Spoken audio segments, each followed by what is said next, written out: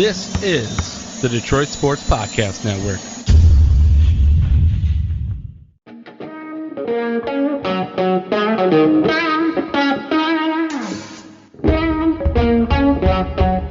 The biggest icon in podcasting.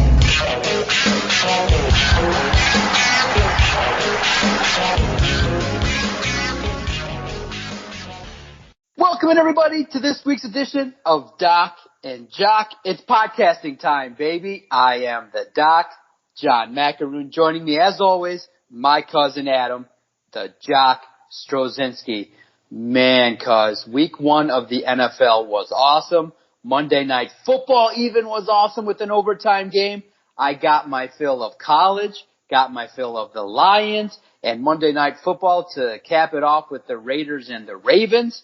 Oh, I can't get enough. Inject that football in my veins. I can't wait to talk to you on this broadcast about all things football, especially the Detroit Lions. How awesome was that Raiders game real quick, though? Like, the Raiders had to win it twice in overtime. Like, one, it is deflating that you didn't win it the first time, but then to hang with it and come back, you end up forcing a turnover on Jackson for Baltimore, and then you end up winning it with what looked like it was like a Hail Mary. Like, Derek Carr stepping back, doing his best Michael Jordan with a fadeaway, and just launches it up. And it was a touchdown. It was absolutely crazy. It was a great game. And then, like you said, the Raiders had to get into field goal range, I believe, to get it to overtime. So that drive at the end of the game was spectacular. So, yeah, absolutely. And I think everybody is paying attention to the Raiders, too, because if they don't succeed, you're starting to maybe question, is John Gruden the guy for the job? Mike Mayock, especially with the contract that he's given, they got to take a step forward. And it just seems like the game a little bit has passed John Gruden by. And to see that success, especially at home in front of the fans, it was cool to see. Yeah, definitely. It was an amazing game. It was a great, great sports weekend, especially when you see the Packers get their ass kicked. Mm-hmm. They look like they had no clue what was going on. You get a chance to see Urban Meyer fall flat on his face. And it was just an amazing, amazing opportunity to see now the next wave of stars, too. Jalen Hurts did some things. It was great to see what the Eagles were up to. It was great to check in with the Chargers, great to check in with the division. So it was fun, especially with the Detroit Lions as well, because all the excitement, all the buzz surrounding Dan Campbell, what was going to happen, how was he going to game plan, what was his team going to look like? And we finally got to see it live and in person. And for the most part, it shook out kind of how a lot of people thought it would. It was a team that was outmatched, which is so weird too. It just seemed like the crowd was primed to erupt, and the Lions went all Lions, meaning great for Dan Campbell to call it on 4th down and short and being aggressive, which is great. But isn't it so Lions that the guy that you're counting on, Jamal Williams, just falls down? Yeah. When you have this amazing offensive line, all you got to do basically is just follow a big ass. Just Jamal Williams, find the biggest asses you can find and fall forward. Instead, he falls. And it's so Lions that the guy that they picked up that obviously was having a good game obviously has an offensive line that you can run behind. When you need him to make a play, boom, he falls down. When you need your kicker to kick a field goal, they miss it. And what happens with the Lions is, and Dan Campbell said it, their margin for error is so thin, once they jacked up the first couple drives, the 49ers just they just put their foot down on the pedal and kicked their ass. Well, I think it goes to show you what this team is. And like you said, their margin for error is thin. This is not a talented team. This is not a team that is extraordinarily deep. No, they have talent. I think that they have talent, but belief, execution, they have enough talent to compete. You saw them drive the football. You saw the running game. You saw them both. You saw Jamal Williams and DeAndre Swift look like they were competent. You saw. Yes, you have a good run game. You have a good run game. Absolutely. Yes. I think that's the one thing that you can take out of that first game. They have a good run game. And that's something that we haven't been able to say forever and a day. But this defense looks bad. Your quarterback has trouble getting the ball downfield, and whether that is his own doing or whether that was the coverage that was presented to him, You did not move the ball downfield. Everything was underneath. It was all short passes, which we expected and which we predicted. That's what we thought this offense was going to be. All right? You don't have any wide receiving. Is there anybody on this wide receiving core that really scares you or that makes you say, no, maybe we've got not. to double cover to this guy? No, there is a lack of talent on this team. Here's the thing. I think what you can take out of this first game, I think this team is going to be aggressive. I like the play calls that Dan Campbell calls. I like the fact that he has balls, and when it's 4th and 1, he's going to go for it. Yeah, Jamal Williams slipped, and Jamal Williams, kind of blew that play. All right, but those things are going to happen. Okay, that is a football play. Slipping on the turf is a football play. It sucks when it happens to your team, especially when it happens on 4th and 1. If that happens on 2nd and 5, if that happens on 3rd and 7, we're not really talking about it. But because it happened on 4th and 1, we're like, man, that really sucks and that really hurt them. It's a football play. That's what that is. All right, but you have an aggressive coach who's willing to get after it, and I like that. I thought the one thing I took out of this game is this team is going to fight. They are not going to lay down. This is a team that is behind this coaching staff. This is not what we had with Matt Patricia. You couldn't say this about what you had with Matt Patricia. When Matt Patricia came in, you remember how they got jail sexed by the Jets in a rookie Sam Darnold? Do you remember that game? It was freaking embarrassing. Embarrassing. Yeah, this game had moments of utter embarrassment, but the fact that this team was able to put it together and execute down the stretch and make this game close. Look, this team had a chance to tie this game, all right? And at one point, they were down by 4 touchdowns and 4 extra points. That's a lot of points to come back from in an extremely short amount of time. This team didn't give up. This team buys into this coaching staff, and I like what this coaching staff is doing. I know you had a little bit of issues with this coaching staff. You were hammering them all day long on Twitter. I want to know where your big complaint is with this coaching staff.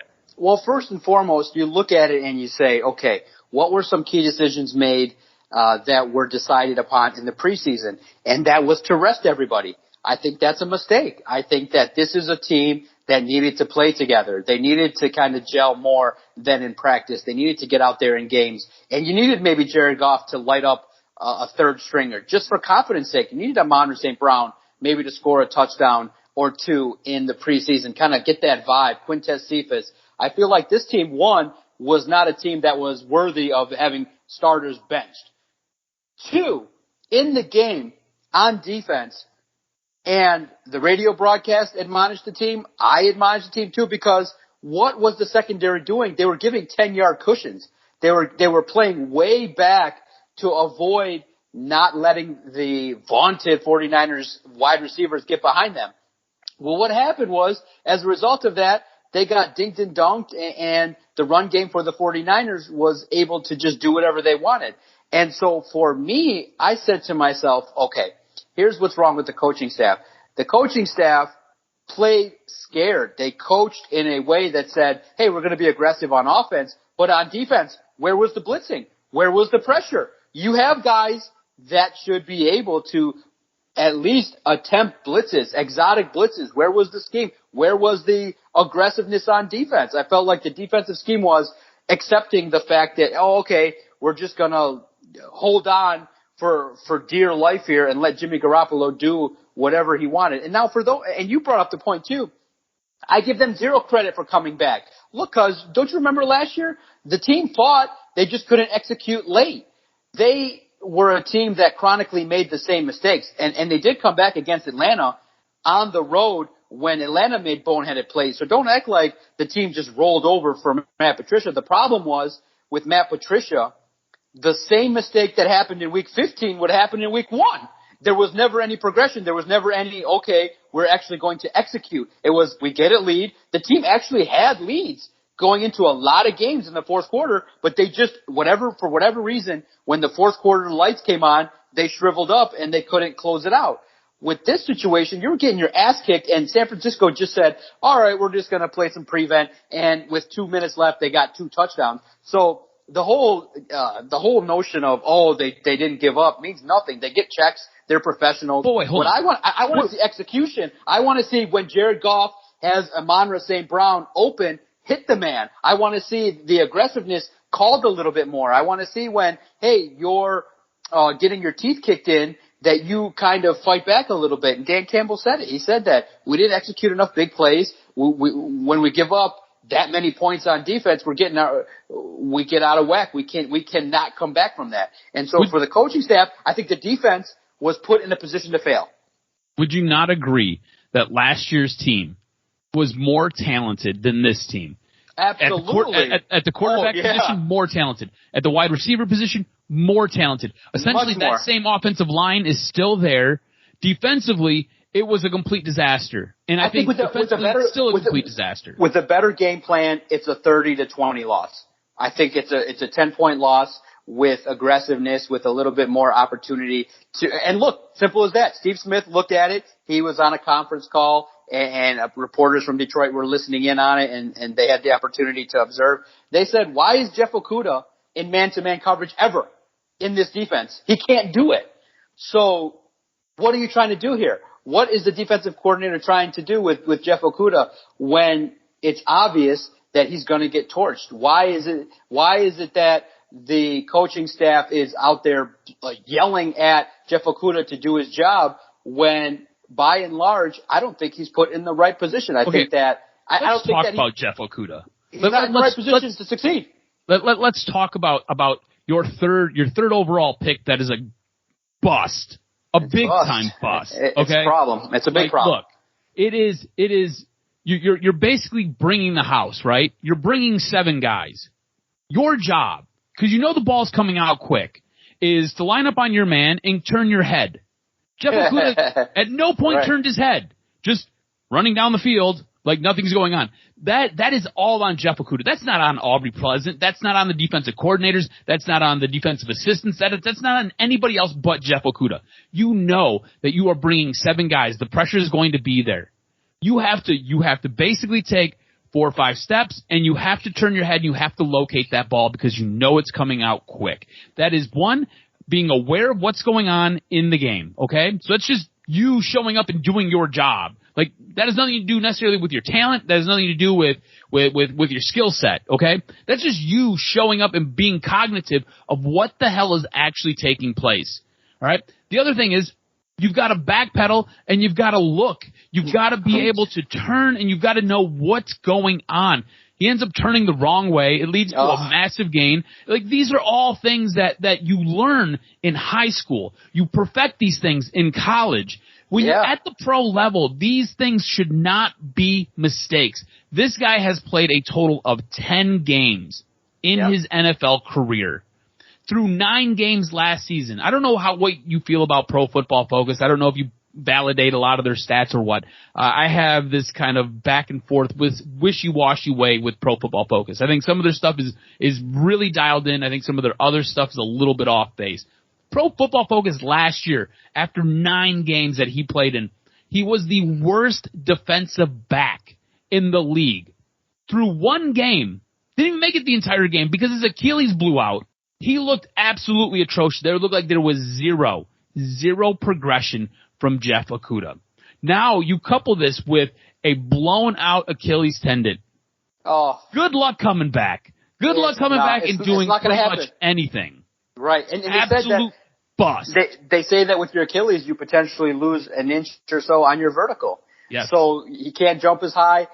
Maybe he's a freak athlete, but in essence, the code and the writing is on the wall. No longer cornerback Jeff Okudah. Let's introduce ourselves to safety Jeff Okudah, because if Dan Campbell has any brain when he watches him, he's going to say, okay, this guy can't cover man-to-man. Hopefully, Ifeatu Melifonwu shows something that lets the front office realize that he was worth the draft pick that he was taken at. Yeah, Jeff Okudah, unfortunately, is a prime example. He will be the last, in my mind. He will be the last defensive back that's taken in the top 5 for the next 20 years. Nobody's that special. Nobody's that talented. Nobody's that important. And it just goes to show you, and I was thinking that when I was prepping for the show, it just always seems like, and you and I have been around the organization now for our whole lives, podcasting for darn near a decade, It just seems like whenever they lay out the game plan for the Lions, it's always wrong. Sheila Ford Hemp and Martha Ford should have fired Quinn and Patricia. They don't. They enable them to take Okudah for whatever reason. That they could have had their franchise quarterback. Quarterback, yeah. You could have had Justin Herbert. You could have had Tua. You could have had somebody else. That decision blows up in your face. Now you retool again, and you're in a situation where, potentially speaking, this is going to be a very, very long and arduous rebuild. And you're just looking at potentially now which 15 guys are you going to keep, because you're going to have a plethora of draft picks. But it just seems like whatever the game plan is, it just through 16, 17, 18, 19, 20, the last half of the last 5 years was just atrocious. And now you're seeing the fruits of it. Yeah, this team doesn't have a lot of talent compared to last year, but I think that if you had better coaches, more proficient, I think that you got to remember too, these coaches have experience, but not a lot of great experience. I think that, Anthony Lynn is a good offensive coordinator, but not one where you go, oh my God, 15 teams wanted him. Aaron Glenn, this is his first opportunity doing this. And so I think that when you look at it, it's an organization growing together. I just think that, they would have benefited from playing these players in the preseason. I don't think they look sharp enough. I mean, look, you have the opportunity, if you have Game Pass, to go watch. Missed tackles, can't have it. Missed field goals, can't have it. You can't have it where the little things that you're trying to instill in this team don't get executed consistently. What are you doing then? Okay, because the question then has to be asked, when you practice, when you watch film, these guys aren't podcasting for 45 minutes and then going about their day. They're not just spending an hour researching a show or two. They get there at 7 a.m. and sometimes leave at 8 or 9 p.m. What the fuck are you doing all day if you're not perfecting your craft? And what that tells me is, I don't think the coaching staff really truly believed that they could win the game. And they went out there and just tried to hold on, and they didn't take it to them. I think that if they took it to the 49ers and did some things a little differently, maybe start off with a couple of blitzes, bull rush, and see what better opportunity do you get than Jimmy Garoppolo drops the ball on the first play and you don't take advantage. You didn't take advantage of the hands that were dealt you, and you eventually get the tidal wave and Jimmy Garoppolo. What more telling sign is it than George Kittle running and he basically brushes aside Tracy Walker like he's an ant? And that's one of your premier players. And George Kittle, the good thing is you're not going to see a team like that with that exotic of runs and a tight end of that nature too many more times. But I think it's a good test for where they're at. It's step one. I was just a little discouraged because I think the team could have played a lot better than what they did. And unfortunately it cost them. They lost the game, but I think Dan Campbell was measured. He was very much in a way where he was, I think, in control of everything. He didn't do anything really too stupid with timeouts. He didn't do anything that was wild. So I think that it was an okay start. I gave him, I think, a C+, C- range in the grades. So it's just unfortunate because all the bad luck that you could have asked for the Lions has hit. Taylor Decker's gone. Jeff Okudah's gone. But at least the positive is Penei Sewell did look like a player that could handle himself at left tackle. Because what does it say? And it was all over social media. That you have two awesome players and they play the same position. What the hell does that say that you have two players and they play the exact same position? So I'm just curious now, how do you handle this Penei Sewell problem, bro? What do? You're the GM. You make the decision. You saw it. He graded pretty well. He didn't get embarrassed. Dude, he did really well. I was really impressed. Yes. He didn't get embarrassed. What do we do now with this Penei Sewell situation? What do we do? He's my left tackle. That's my left tackle. Sorry, Decker. You come back. You got to learn to play right. You have to do it. This is where we're at. Because you have to look at who's your future, right? Decker's not your future. Penei Sewell's your future. And he held his own. Wow. Remember, this guy skipped all of last year because of COVID. All right? Basically takes a year off, comes back, and plays at a position where he's done zero training all off season for it. Right. Okay? Right. Basically repped. Didn't even practice, but repped for only 2 days and goes up against one of the baddest dudes on the planet at defensive end in Nick Bosa and handled his own. He wasn't the issue on that offensive line. Right. He did not do poorly. He played actually really, really well. I was impressed. Going forward, that's my left tackle. Like, I don't know why there's even a thought about this. This is my left tackle. Everything you needed to see, you've seen on Sunday. Because that's your left tackle. You don't pay right tackle that kind of money that you're paying. Doesn't matter. You paid him. It's what it is. This is the deal. This is where we're at. That's what you have to do. You have to go with it now. Sorry. Well, I know you want to, and this is probably the wise thing. And hopefully Penei Sewell takes it like, okay, I could get this job if I just shine and make it so that I get this job. But I really truly believe that the second Taylor Decker comes back, it's Decker at left and Penei Sewell at right. I think that's what the Lions will do. I don't see them leaving Penei Sewell at left tackle. I just don't see it, because you would really displace a veteran who's making a ton of money, and I don't know how much that would upset the apple cart. I mean, I think he'd do it. I don't think Taylor Decker is the kind of guy that would be disgruntled, but I would love to see it. I'd love to see how that played out. I feel like if you do that, it's such a missed opportunity. It would be so Lions to do something like that. I can't wait to see what happens. Everybody's going to pay attention, but at the very minimum, what's being said has been that Penei Sewell will return to right tackle. That's what's been verbalized. But Dan Campbell played defense, and he handled it well. He said, look, I'm just trying to focus on Green Bay. I'm not sure just yet what to do, but we're just trying to prepare Penei for another talented defensive end and trying to make sure he progresses. So all in all, Penei Sewell was a bright spot, and that was good to see. I think another bright spot potentially, obviously, is the offensive line that opened the holes. DeAndre Swift getting a touchdown was great. And another thing with the coaching staff, you saw it, Jason Kabinda with a drops galore. It just didn't seem crisp. It didn't seem like, okay, yes, we tried. It just didn't seem like they executed the easy shit. So maybe that's nerves. Maybe that's a little bit of first game jitters, getting it out of the way. I'm fascinated to see how this team goes on the road now with all the attention going to be squarely on Dan Campbell. And I think if he's wise, he'll take all the attention away from his team and just put it on him when the national media comes in a couple of days and starts asking him questions and the rebuild and what's happening and all that. But what's wild is it's great that the Lions are going to get some attention on Monday Night Football, but juxtapose the Lions situation with the world blowing Matthew Stafford. It's so crazy, this dynamic that we're in. It's like, oh my God, Matthew Stafford threw the ball. Oh my God, Matthew Stafford has an arm. Chris Collinsworth made us money, man. He made Sports Illustrated all Lions money because he's so stupid and he's disingenuous, and everybody knows it. Everybody saw that when he comes out there on the opener and he's like, for the first time, I realized, wow, Matthew Stafford's good.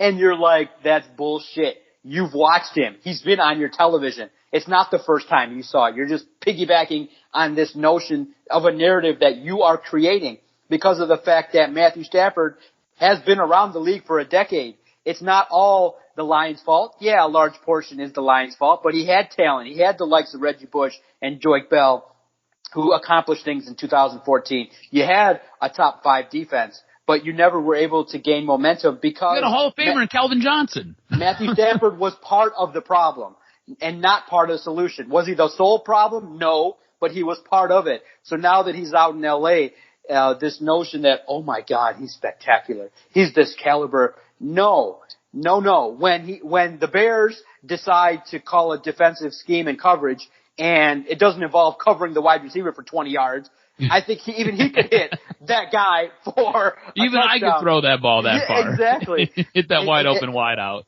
And juxtapose that with the Lions where Goff, it's true. He's gun shy. That's what he is. If the receiver's not like almost to the degree to exaggerate as wide open as the Rams wide receiver was, he's not doing it. He's risk averse. If you look at his depth chart of how his passes went, it's embarrassing, bro. It's 10 yards and in. Check down Charlie. That's what we got. He is risk averse. He is scared shitless, and he made the ultimate mistake and threw a pick six. He is not a quarterback, especially now with the receivers that he's got, I feel bad for him. He doesn't have the talent to do the job. And two, the receivers that could make him look better aren't the guys that are going to be galloping away from any defensive backs. So it was a fascinating dynamic the opening weekend because everybody saw Stafford on Sunday Night Football and they were loving what they were seeing. He was happy. Even Kelly Stafford started a podcast where she Which said Kelly that Stafford? There was two. There was two. I think the real Kelly Stafford, the one that has the social media platform, started a podcast where she can say that, oh, Matthew's having fun and doing his thing. So it was a fascinating opening weekend for football, and I think I'm ready. 16 more weeks. I want to see what these Lions are going to bring to the table. I'm excited. I think that my fantasy team kicked ass as well. Mm-hmm. I lost to a guy in fantasy that basically played a zombie lineup. He had guys that are on the IR and other guys who didn't even play in the game, and he still beat me. Oh, one of those weeks when you start off slow. It's okay. It happens. You got to hit the waiver wire just like the Detroit Lions for cornerbacks, linebackers, wide receivers, a little bit of everything, kickers. We all got to do a defense. But for the Detroit Lions, I think there will be some adjustment and some improvement that we're going to see. It's nationally televised, Monday Night Football. I can't wait to see how it shakes out. And you and I were talking as we were preparing for this podcast. We were saying, oh, my God, because the three teams that we love and follow, myself, Michigan State, the Michigan Wolverines for yourself, and the Detroit Lions, all want to establish the run, all want to pound the rock, all want to play 1970s football. And we're like, dude, we all just like had massive orgasms watching the Rams offense light it up and play well and throw the ball and play exciting, play fast. Because we are entering an era now in college football and in the pros with the Lions where we are going to watch boring ass football for the better part of the next 12 months, where it's going to be handoff defense and periodically taking shots deep if they're going to be there, if the opportunities are there, and there's no guarantee you're going to execute. So I can't believe Michigan used that game plan against Washington. I thought it was unbelievable. It was cool to see because they were successful, but Washington just was outmatched. And, hey, Jim Harbaugh said, and by any means necessary, if we got to run the ball, then why not? We were successful. He stood there proudly, talking to the media. He's like, what's with all the questions? We won the game. We had this great yards per carry average. Why are you guys tripping? Hey, if we got to win this way, and started getting all philosophical, talking about George Patton and finding any way necessary to get the job done. But just from a strictly entertaining standpoint, it ain't happening for the teams in town. But which team do you think can effectively instill that formula? I think it's Michigan State because they can add a defense behind it and a quarterback that can potentially make the plays. Michigan, I think, potentially will have success with this, but you got to take shots deep, right? Do you like this offense? Can they compete with Ohio State, who finally lost the game to Oregon? I don't know. I don't see it. Because I think you and I believe that we kind of get into the modern era. We've been screaming this for 5 years. I mean, literally, I listened to podcasts from 5 years ago where we were like, what's wrong with Jim Harbaugh's offense? When's he going to evolve? What's going to happen here?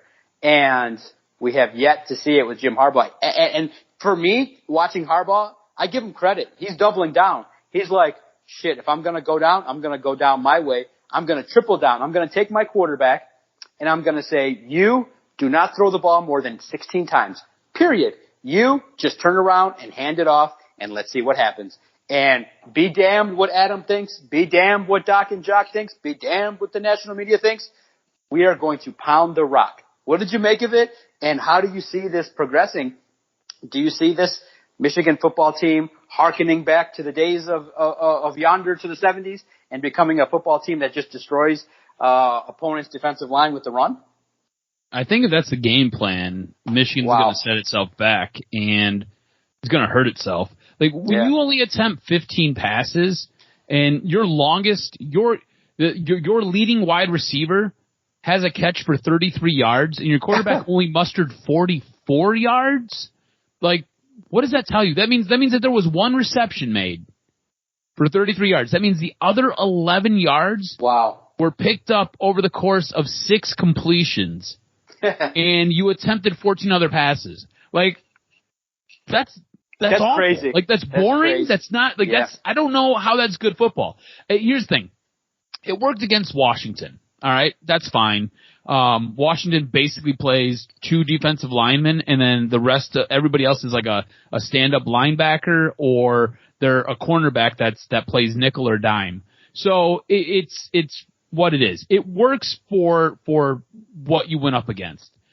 That's not going to work when you take on the likes of Michigan State. Not going to work when you take on the likes of, I'll even say it, a team like Maryland. It's not going to work when you take on a team like Wisconsin. Not going to work when you take on a team like Ohio State. You have to be able to move the ball downfield. And you've seen it with the Detroit Lions, right? They have zero ability to move the ball and push the ball downfield to take care of advantages that are given to you. If you can't do that, all that means is that they're going to stack the box, and it's really hard to run through 8 guys. Like, look, Blake Corum and Hassan Haskins are both very good running backs, but it becomes increasingly more difficult and arduous to consistently run through 8 guys stacked in a box. You have to be able to take shots downfield. I think the team that probably has the best offense right now is Michigan State, and I think it's part of the reason is because they're able to run the ball so effectively that it allows the quarterback time, and it allows him to throw the ball down the field. He's not afraid to take shots down the field. He's not afraid to try to push the pocket and to step up and to throw the ball and see what happens downfield. Whereas the offense that Michigan's running, like you said with Jared Goff, it's risk adverse. Like, oh my God. Basically at this point, Cade McNamara is a game manager. Like, you went from having a really good outing against Western Michigan, which I don't think either one of us really bought too heavily into because it's Western Michigan, to then turning around and neutering your quarterback. Like, you said, no, don't throw the ball. Just turn around and hand off. Like, we could have went and played quarterback for Michigan on Saturday. Like, we could have did that because it was just take the handoff, turn around, hand the ball off, and let those guys go. That's all it was. You basically took the balls out of your quarterback. And if you're a guy like J.J. McCarthy, or you're another quarterback that's possibly thinking about coming here, like, that doesn't even look good. Like, that doesn't even look fun. Like the best part about playing QB is to be able to drop back and to launch the thing. If Cade McNamara can't throw the ball down the field, what's he doing being your quarterback? That's not going to work.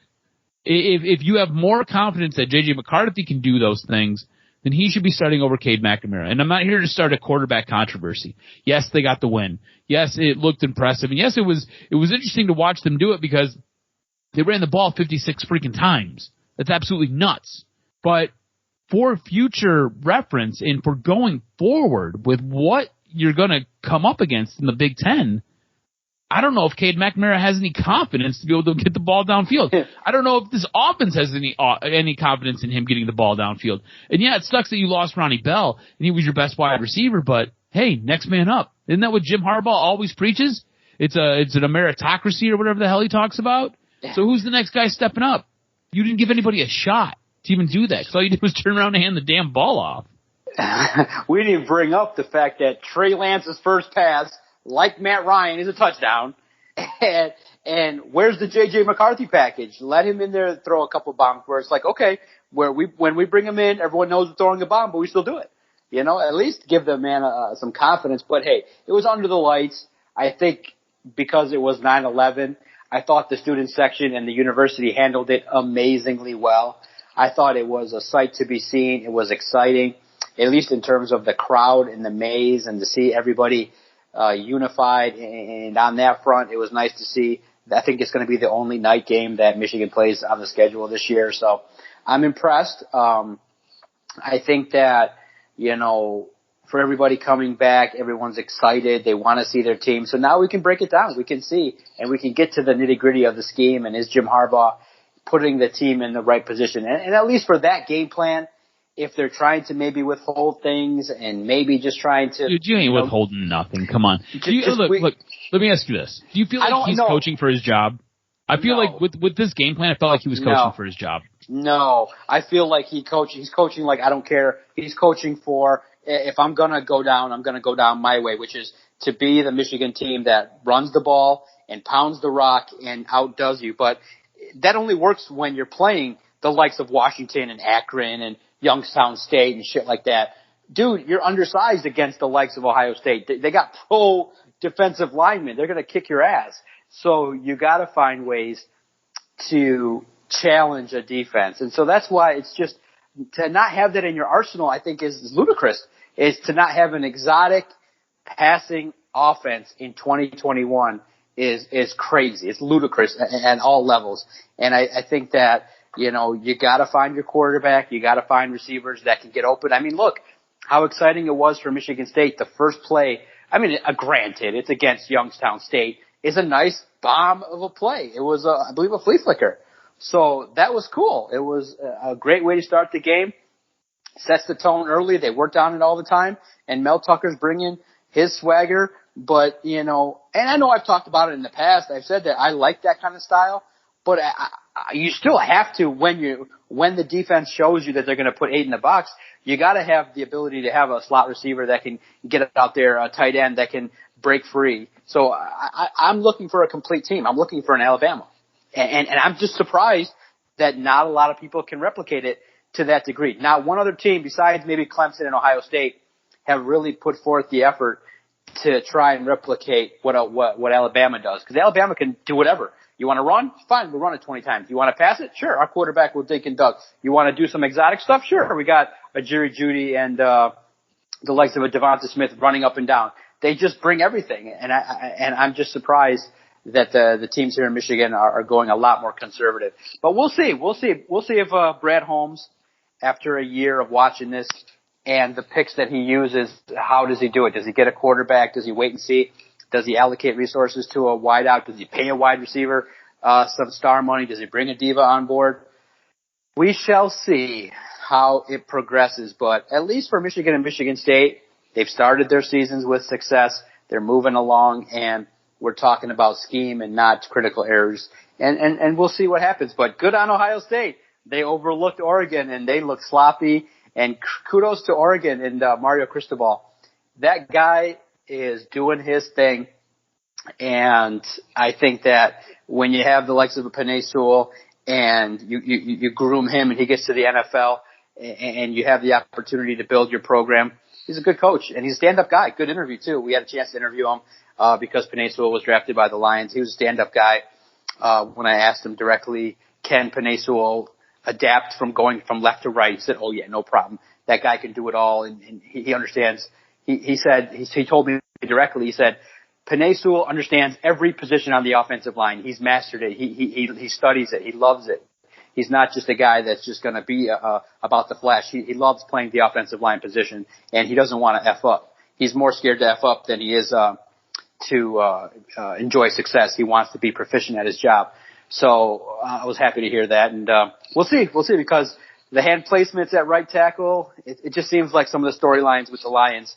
You hope they turn out to be in the right way, but they don't.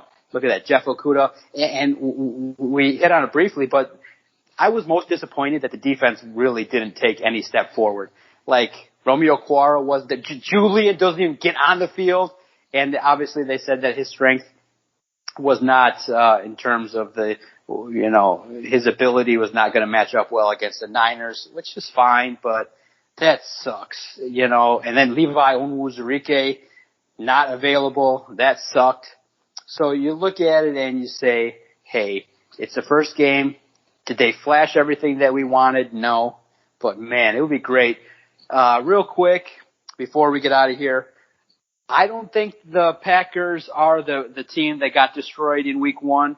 I think they're going to come back and play better, but I don't think they're firing on all cylinders. They made a lot of mistakes in the game, and Aaron Rodgers looked uncharacteristically sloppy, missed some easy throws, and it resulted in a defeat. So I think they're going to play better, but I think the Lions are going to play better, and I think this has the makings for a back-and-forth competitive game.